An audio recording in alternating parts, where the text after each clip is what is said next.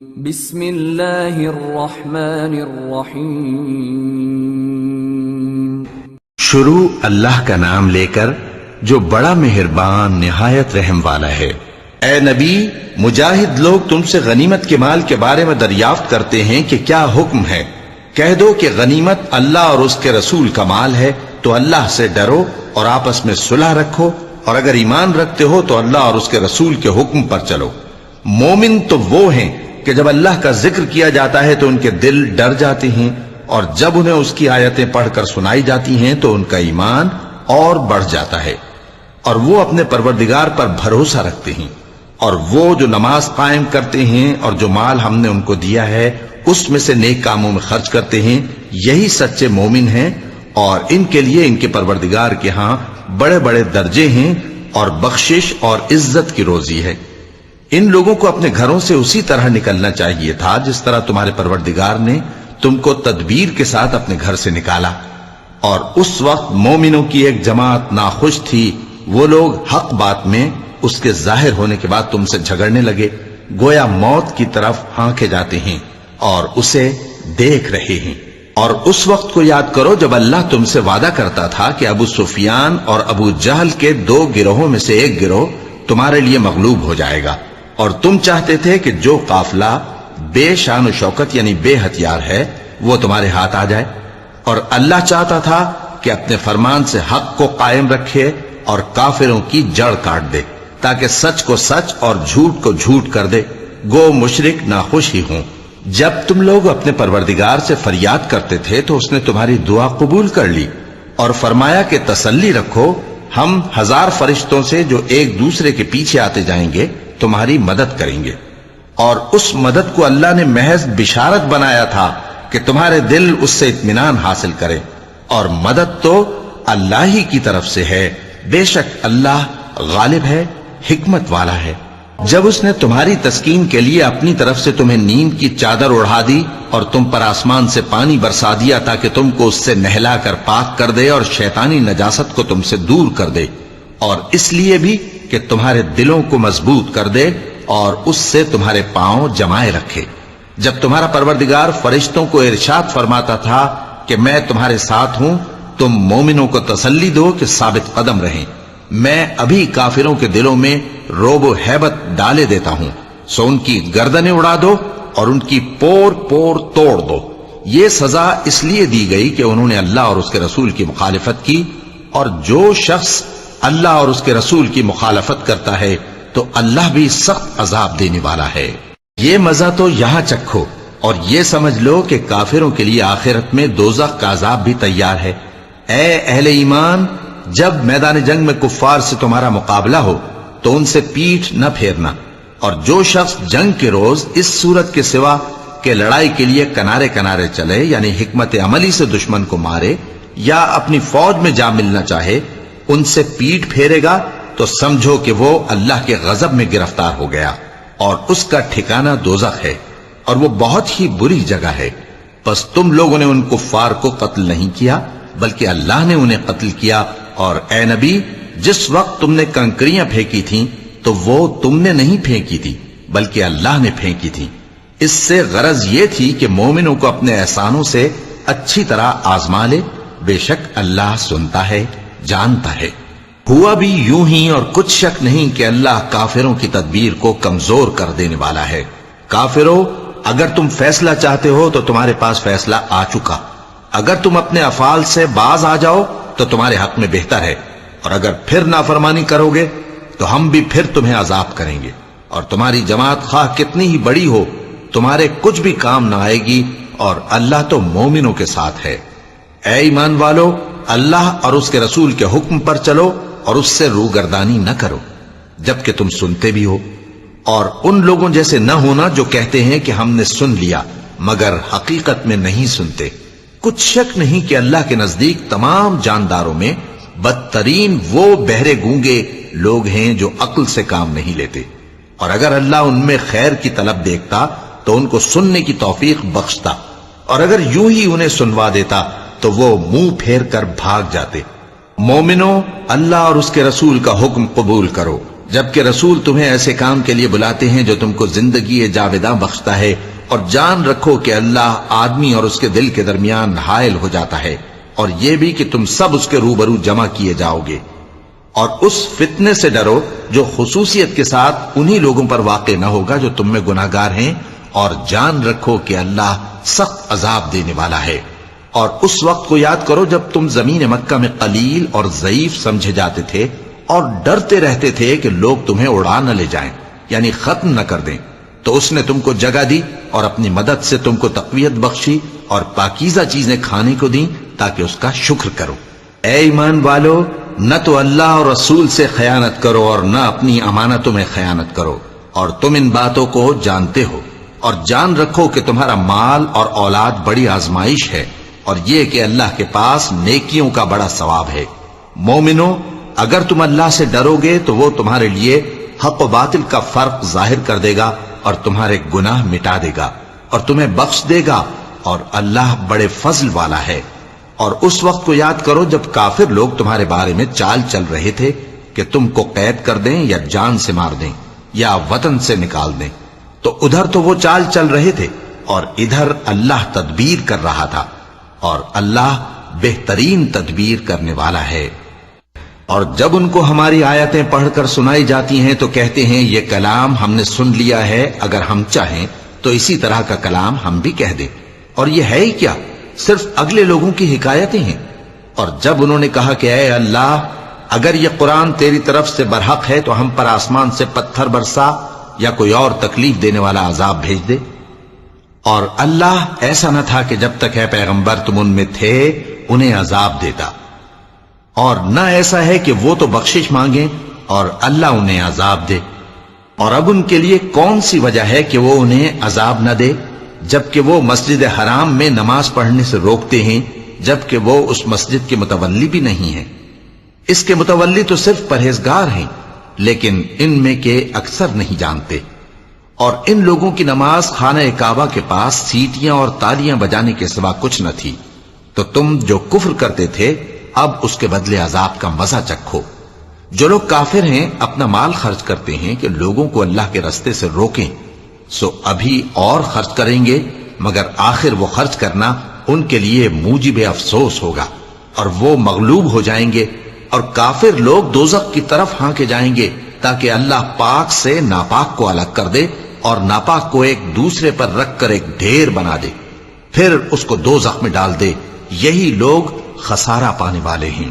اے پیغمبر، کفار سے کہہ دو کہ اگر وہ اپنے افعال سے باز آ جائیں تو جو ہو چکا وہ انہیں معاف کر دیا جائے گا، اور اگر پھر وہی حرکات کرنے لگیں گے تو اگلے لوگوں کا جو طریقہ جاری ہو چکا ہے وہی ان کے حق میں بھی بڑھتا جائے گا۔ اور ان لوگوں سے لڑتے رہو یہاں تک کہ فتنہ یعنی کفر کا فساد باقی نہ رہے اور دین سب اللہ ہی کا ہو جائے، اور اگر وہ باز آ جائیں تو اللہ ان کے کاموں کو دیکھ رہا ہے،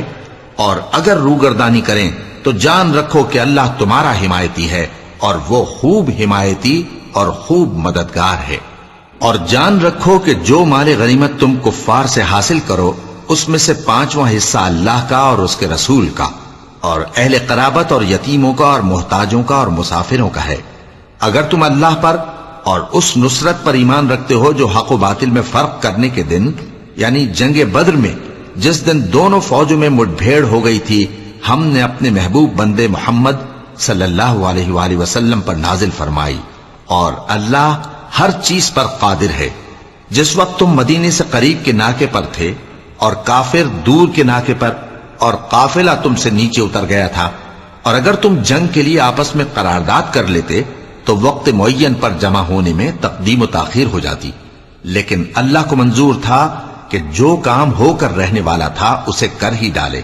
تاکہ جو مرے بصیرت پر یعنی یقین جان کر مرے، اور جو جیتا رہے وہ بھی بصیرت پر یعنی حق پہچان کر جیتا رہے۔ اور کچھ شک نہیں کہ اللہ سنتا ہے، جانتا ہے۔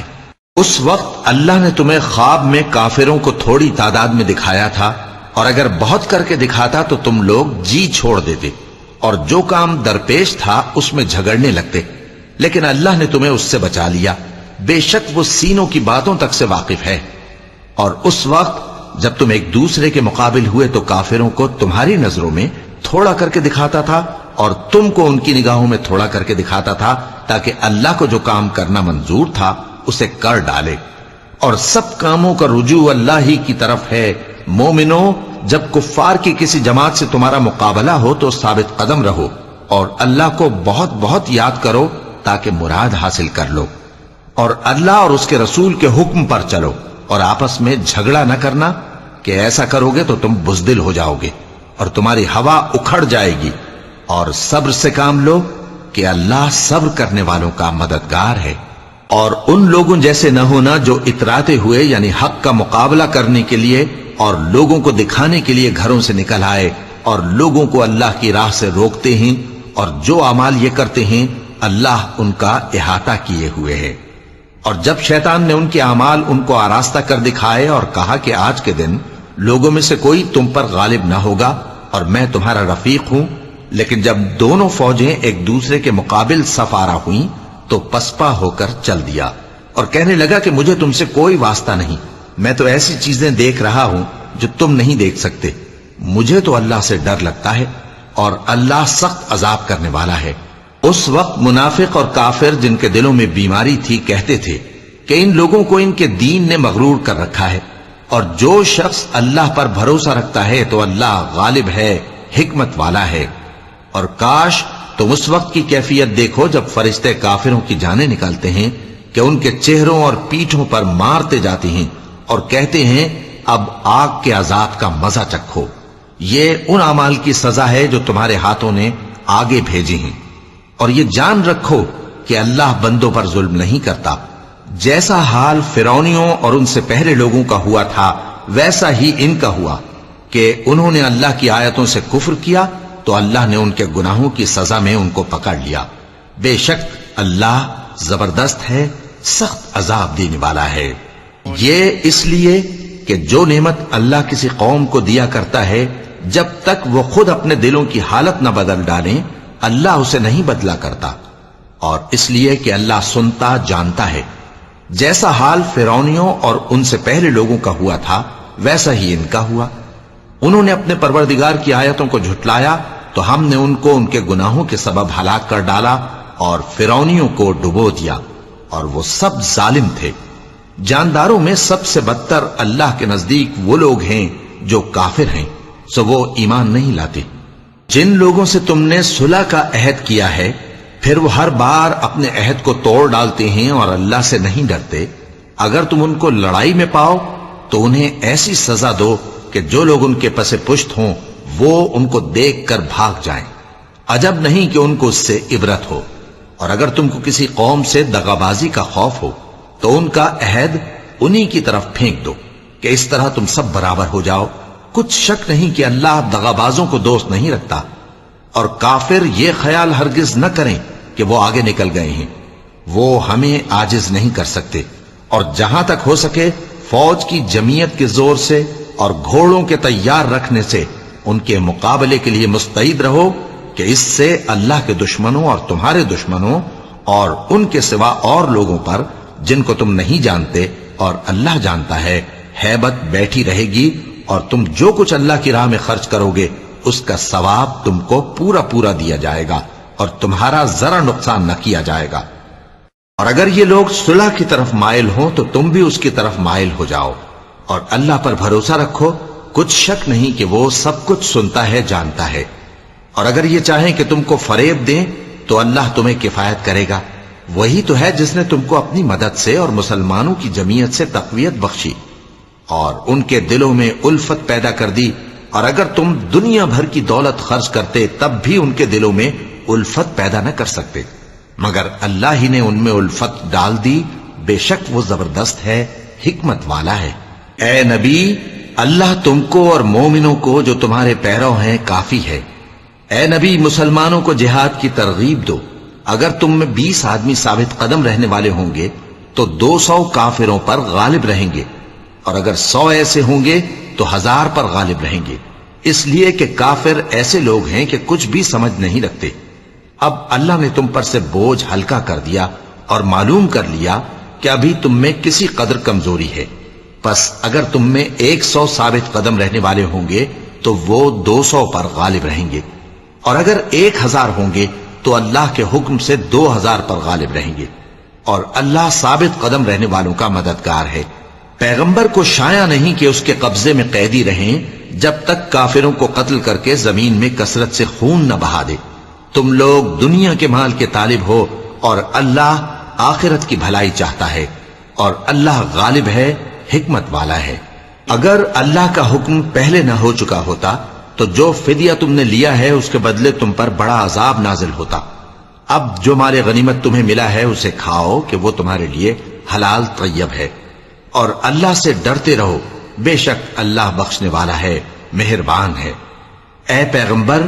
جو قیدی تمہارے قبضے میں یعنی گرفتار ہیں ان سے کہہ دو کہ اگر اللہ تمہارے دلوں میں نیکی معلوم کرے گا تو جو مال تم سے چھن گیا ہے اس سے بہتر تمہیں عنایت فرمائے گا، اور تمہارے گناہ بھی معاف کر دے گا، اور اللہ بخشنے والا ہے، مہربان ہے۔ اور اگر یہ لوگ تم سے دغا کرنا چاہیں گے تو یہ پہلے ہی اللہ سے دغا کر چکے ہیں، تو اس نے ان کو تمہارے قبضے میں کر دیا، اور اللہ دانا ہے، حکمت والا ہے۔ جو لوگ ایمان لائے اور جنہوں نے ہجرت کی اور اللہ کی راہ میں اپنے مال اور جان سے لڑے، وہ اور جنہوں نے ہجرت کرنے والوں کو جگہ دی اور ان کی مدد کی، وہ آپس میں ایک دوسرے کے رفیق ہیں۔ اور جو لوگ ایمان تو لے آئے لیکن ہجرت نہیں کی، تو جب تک وہ ہجرت نہ کریں تم کو ان کی رفاقت سے کچھ سروکار نہیں، اور اگر وہ تم سے دین کے معاملات میں مدد طلب کریں تو تم کو مدد کرنی لازم ہے، مگر ان لوگوں کے مقابلے میں کہ تم میں اور ان میں صلح کا عہد ہو مدد نہیں کرنی چاہیے، اور اللہ تمہارے سب کاموں کو دیکھ رہا ہے۔ اور جو لوگ کافر ہیں وہ بھی ایک دوسرے کے رفیق ہیں۔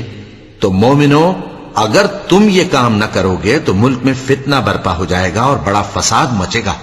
اور جو لوگ ایمان لائے اور وطن سے ہجرت کر گئے اور اللہ کی راہ میں جہاد کرتے رہے، اور جنہوں نے ہجرت کرنے والوں کو جگہ دی اور ان کی مدد کی، یہی لوگ سچے مسلمان ہیں۔ ان کے لیے اللہ کے ہاں بخشش اور عزت کی روزی ہے۔ اور جو لوگ بعد میں ایمان لائے اور وطن سے ہجرت کر گئے اور تمہارے ساتھ ہو کر جہاد کرتے رہے، وہ بھی تمہیں میں سے ہیں۔ اور رشتہ دار اللہ کے حکم کی روح سے ایک دوسرے کے زیادہ حقدار ہیں، کچھ شک نہیں کہ اللہ ہر چیز سے واقف ہے۔ صدق اللہ العظیم۔